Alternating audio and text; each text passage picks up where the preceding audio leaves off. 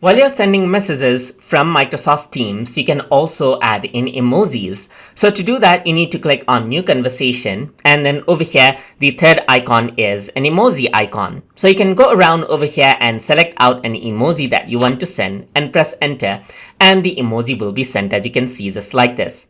You can go around and click on New Conversation, and you can go around, type in, and then you can also attach out an emoji like this, but it will send out the emoji in a smaller format, as you can see. You can also add in emojis to replies right here as well. So these are a little graphics that can express your feelings right here. But usually these are more for informal type of communications. And there's different type of emojis, like there's the hand emoji, there's like the people emoji right here, there's like animal emojis, food emojis, there's like world emojis, there's like business emojis right here and so forth, as you can see, sports emojis and even science emojis right here that you can choose from. So if I were to go around and type in, let's say, smile, then similar emojis will be filtered out right here. Cry, then similar emojis will be actually displayed out, as you can see, as it is filtered right here.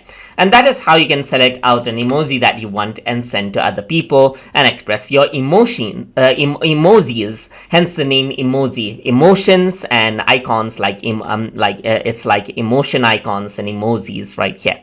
So that is how you can add in emojis to messages inside of Microsoft Teams. So hope you guys learned something as always. And as always, please like, comment, share, and subscribe.